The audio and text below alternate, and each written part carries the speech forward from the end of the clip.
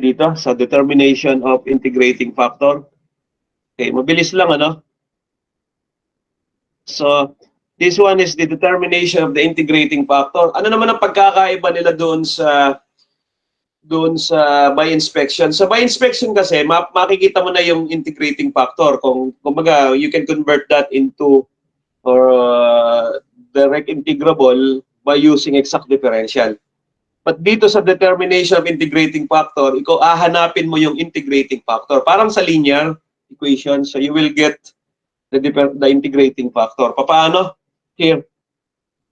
Go back with the exact differential equation. Sir, Yes. Yes. excuse me lang po. Accept daw po yung isa po namin kaklase. Salamat po. Okay. Thank you. Kung Sorry. okay lang. Okay. Sige. Okay na. Sige, you can interrupt me. Ay, by inspection pala to. Okay. Sige. So, determination of integrating factor, again, if you have this general form of the differential equation, go back with our exact equation. Then, if the partial derivative of m with respect to y is not equal to the partial derivative of n with respect to x, pag hindi sila exact, okay, you can get the integrating factor if and only if the difference between the partial derivative of n with respect to y and the partial derivative of n with respect to x divided by or all over n is a function of x, you can use this integrating factor e to the integral of fx dx. Then, okay. So, ito yung una. Ito yung pagtitest ng to get the integrating factor. If the difference between these two all over n, this one, is a function of x, okay, the integrating factor is e to the integral of fx dx. Then if 1 over m, if the difference between these two divided by m naman is another function of y alone, you can use this integrating factor e to the negative integral of gy dy. So magkaiba, no? So dapat pag dinivide mo siya sa m or dinivide mo sa n, and naging function of x alone and y alone respectively, you can use either of the two integrating factor. Okay. So pag nakuha mo na siya, ano yung step? Solve for the integrating factor. O ayan. Okay. Multiply the integrating factor to the original equation. So multiply mo siya dito. Then test for its exactness. Then the result become exact differential equation. Magiging exact siya. Okay. Then solve using the method of exact differential equation. Okay. So I will just hindi pala na ano. Okay.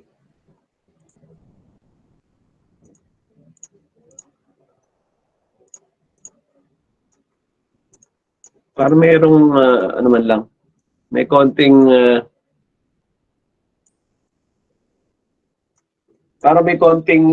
tawag dito, suspense. Okay.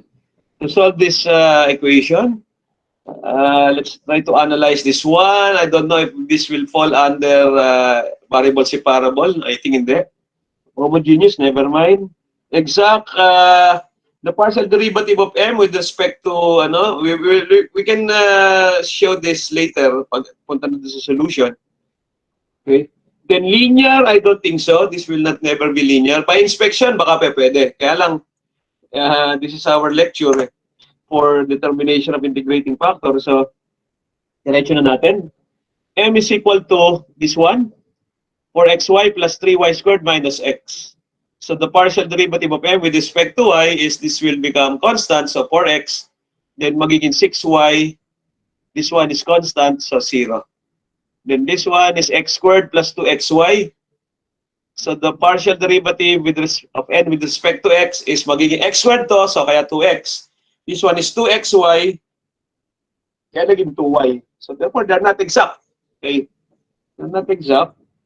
Okay? Sorry, alam ko sa mood mag-joke eh. Okay, so ayan. Kung wala siya, hindi sila exact, nawala yung non-exact, not exact.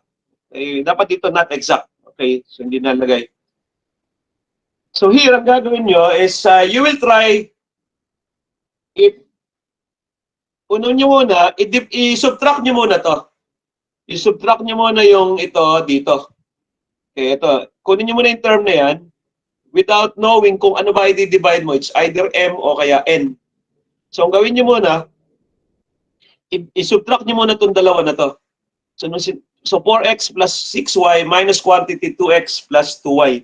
So, sinubtract doon, naging 2x, tapos ito, naging 4y. So, you can factor out 2. So, mapapansin nyo, quantity x plus 2y. So, tapos yung n mo is ito. So, pag dinivide mo doon, kayo ulitin nga ganito, sir, paano malalaman kung ano ba i-divide n or m? So, alaala kasi tayong, ano rito eh, pinakita ko na kagad yung solution. Ulitin ko, unahin nyo muna i-subtract to. Subtract nyo muna yung m, partial derivative of n, minus partial derivative of n with respect to x. Then, simplify nyo yan. Then, mapapansin nyo, makikita nyo doon sa equation, it's either m tsaka sa n, may makakancel doon. So, eto yon. So, divide mo ngayon sa n. So, nung divide mo sa n, na-cancel yung x plus 2y. Ang matitira na lang is 2 over x. Pag ang nangyari dito is a function of x alone or a constant, dinivide nyo siya sa n. Dapat function of x or a constant. Pag dinivide mo sa n, kahit na function of x ang lumabas dito, hindi pa rin siya pwede. Because kung dinivide mo siya sa m later, dapat is a function of y naman to or a constant. Dapat a function of y siya. Okay? So, ganun ang nangyayari. So, if that is a function of x alone, get the integrating factor, e to the integral of fx dx, or e to the integral of 2 over x dx. Or, this is 2 ln of x, then x squared. So, then multiply to the original differential equation. Multiply nyo doon. Okay, nung minultiply ito, then distribute, then nag-test niya ng bago ngayon for exactness. So, kailangan matest mo siya for exactness. So, call this m prime. So, magiging ito siya. Then, partial derivative with respect to y. This will become 4x cubed. Tapos ito, magiging 6x squared y. Tapos ito, 0. Ito yan. Then, ito naman, magiging x to the 4th plus 2x cubed y.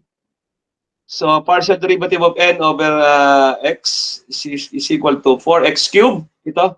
Tapos ito naman ay with respect to x yan, ano? So, magiging 6x squared y. So, mapapansin nyo, exact na sila. Okay?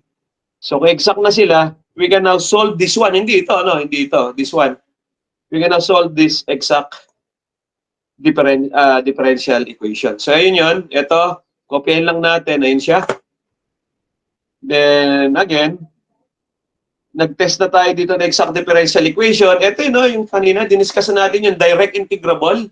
Ito yung mga direct integrable. Ibig sabihin, pwede mo siyang integrate directly kasi function of x to. So, kunin mo lahat. Mapapansin mo dito, pag multiply mo dito, hindi siya direct integrable. Y, x kasi yan, may y. Ito, hindi rin. Ito lang yung direct integrable. Ito naman, pag multiply mo doon, hindi. Ito, hindi rin. Kaya, ang gagawin mo doon ay negative x. Piliin mo lang lahat yung direct integrable. Kaso isa lang siya. Then, mamili ka lang na non-direct integrable sa x o kaya sa y. So, ang pinili ko dito, yung lahat ng direct integrable, negative x cubed. Tapos, namili lang dito. I think mas madali.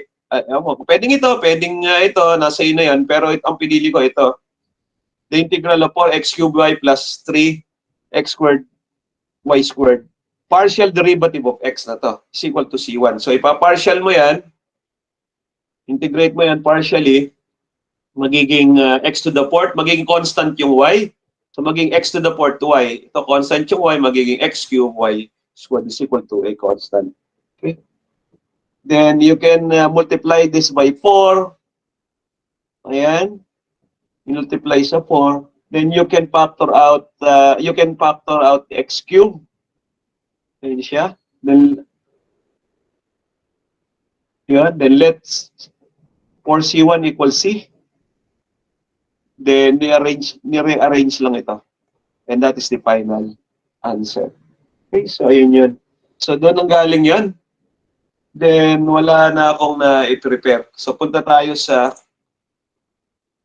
ayan. Ito naman. So that is problem number 1. Ito naman yung problem number 2. Here. Doon yung is linear, hindi siya. So test for exactness. So this is your M. Then this is your N. Okay, so quantity y quantity x minus 1. Okay. Then minus x squared minus 2x minus 2y. So the partial derivative of m with respect to y, constant itong x. So magiging quantity x minus 1. Tapos ito, with respect to x, this will become a negative x squared yan plus 2x plus 2y. So negative x squared, derivative nun is negative 2x. Tapos ito naman magiging positive 2x or positive 2. So, pinactor lang yung negative, kaya naging negative 2x minus 2. So, pag sinubtract nyo itong dalawa na to, hindi mo na ipapakita para malaman. Subtract nyo itong dalawa, this will become x minus y minus quantity negative. So, magiging negative, magiging plus na to. So, ipla-plus nyo ngayon yan. So, magiging 3x minus 3. 3x minus 3. Ano, tama, ano? Pag in-add nyo yan, sinubtract mo yon, magiging positive na siya. Kasi negative eh. Pag sinubtract mo, magiging positive. So, mangyayari, magiging 3x minus 3. So, sa 3x minus 3, you can factor out 3. Magiging x minus 1. Tama, no? 3 times quantity 3, x minus 1. Kaya, meron ka makikita rito na x minus 1, I think, i-divide mo naman siya ng m. Kaya, ang ginawa dito, dinivide sa m kasi merong x minus 1. Dinivide sa m siya.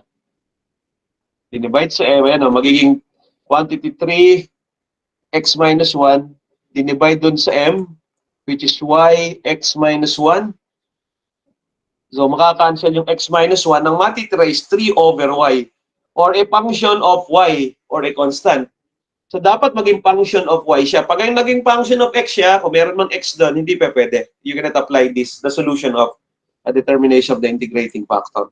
So, kahit medyo, medyo mahirap din ng konti. Hindi mo alam kasi kung yung differential equation mo magpo-fall under this topic. Trial and error lang din. Subtract the partial derivative. If it is not exact, then simplify, then divide by m or n. Then, kung makakancel siya, magiging function of x or y alone, you can apply the solution of this topic. Okay? So therefore now our integrating factor becomes the integral of negative the integral of gy dy, or negative 3 ln of y, or y to the negative 3. Then multiply this by the original differential equation. Ito yung differential equation na wala ito. Tsaka yun, minultiply dito, then ito naging y to the negative 2. This will become this one. Okay. Test for exactness. I don't know kung bakit ko in-expand to. Test for exactness. This one. Okay. So, y, ito magiging constant yung x. Magiging bababa lang ito, y to the negative 2, y to negative 3, then x minus 1. Then ito naman yung n is ito. Okay. So parang with respect to x, ito, y naman is constant. So this will become negative 2x, y to the negative 3, then plus 2, y to the negative 3. Tapos ito 0. So ito yung magiging ano niya. The partial derivative, if you will factor out the partial derivative of n prime with respect to x is negative 2 times x minus 1 raised to negative times y raised to negative 3. So equal sila nung equal sila nung partial derivative of n prime with respect to ano. Then naging exact equation, medyo mahaba lang yung solution. Okay? So exact na siya. Then ito ngayon yung ano natin. So choose, mamili ka lang sa y or sa x.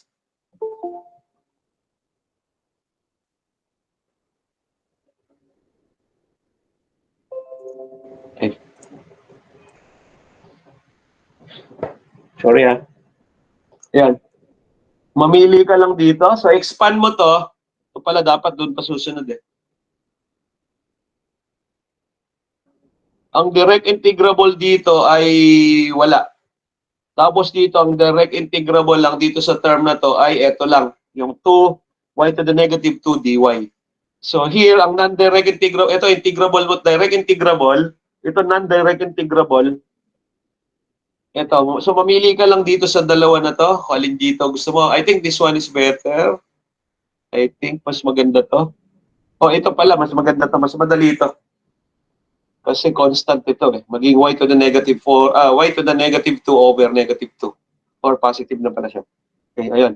So, yun ang magiging, ano mo, non-direct integrable. Ang pinili, ito nga, ito pinili. Yeah, this will become integral of 2y raised to negative 2 dy or the integral of,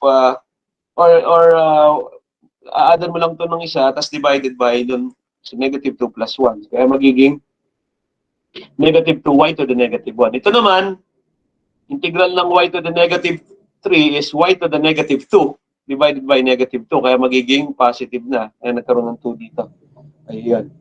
Then multiply the whole equation by 2y squared.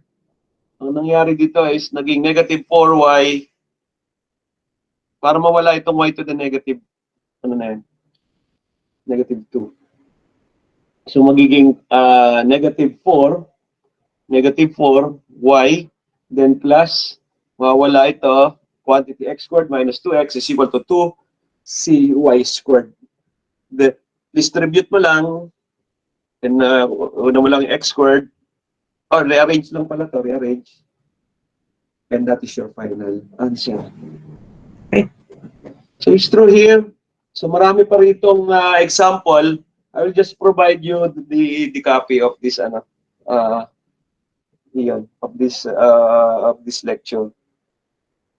So ito, yan, natigsak ulit. Then sinubtract. So sinubtract itong dalawa. Then napansin mo, eksakto nun ng n. So dinivide sa n. So the partial function of x is a constant, 1. Sabi ko sa inyo, function of x ang mangyayari dito or a constant. Similarly sa y, function of y or a constant. So naging constant to, magiging integral of e to the dx na lang. 1 kasi yung function of x. So e to the x. Kaya pagka minultiply mo dito, magiging exact na daw siya. Sabi niya. Okay, so ito na yung mangyayari sa equation mo. Then test for exactness. This one is your m prime. Ayan. Then is your n prime. Exact na sila. Okay. Then choose. Mamili ka lang dun sa direct integrable. So sa non-direct integrable, wala, dito sa ano na to, walang non-direct integrable. Walang direct integrable. Puro non-direct integrable. So mamili ka lang sa m prime or sa n prime. So yun. So ang nangyari, namili ito, pinili. Ano ba pinili? Ito pala. Mas madali ito kasi by parts pa to eh. X e to the x by parts. Ito, hindi. Okay. So ito pinili. Integral of x e to the x plus 2y e to the x minus e to the x dy is equal to 0. Okay. And integral nito is multiply mo lang sa y ito. Constant ito eh. Ito naman y squared e to the x. Tapos ito, constant uli yan. So multiply, integral ng dy lang bale. So negative y e to the x. And factor out e to the x, y, and then ito yung final answer. Okay? So, ganun yung lalabas. Okay, I hope naintindihan niyo yung dalawang topic. So, I will just provide, again, ulitin ko, I will provide your the handouts. Okay? Any question? Any question? Nagpasubmit ba ako sa inyo sa exact?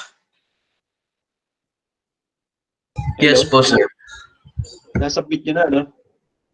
Opo. Sa linear, wala, no? Wala pa. Wala po yata, sir. Okay, so I hope next week exam natin, ano? Mag-exam tayo. So schedule lang uli natin katulad nung ginawa or maybe this ano na pala, no? Ay, sige, next week na para ano, next week na yung ano natin. Siguro ako pwede uli kayo ng Saturday. Saturday. Ano? Pwede kayo. Next. Kung pwede this Saturday, I don't know, huwag na lang pwede kaya this Saturday. Kung pwede kayo this Saturday, lahat ng section, pwede this Saturday. So, ang hindi lang, variable si parable, ano? Exact. O, na-exam na natin variable si parable. Hindi pa? Salamat. Na-exam na natin yan? Opo, sir. Hindi. Kasama siya? Kasama siya doon sa quiz number 1? Kasama siya, hindi? Saan po, sir? Sa quiz number 1, nakasama siya? Hindi po, Variable sir. si parable? Hindi po, hindi po. So, exam nyo, variable si parable, homogeneous, tapos exact. So, yung tatlo na yun. Okay. So, kung pwede kayo nung yung 4 na section sa Saturday, Saturday uli, ano? So, doon kayo mag-exam. Kung hindi naman, schedule lang natin na ibang araw. Pero masyado na yata late yung susunod pa na Sabado. So, gusto ko sabay-sabay ulit. Okay. So, I will provide, pilitin ko mag-produce ng, kaso medyo busy lang talaga ng mga, ano. Pero I think, nabigyan ko naman kayo ng ng GMIT dito sa lahat ng topics. Kaya, the rest is practice na lang. Okay.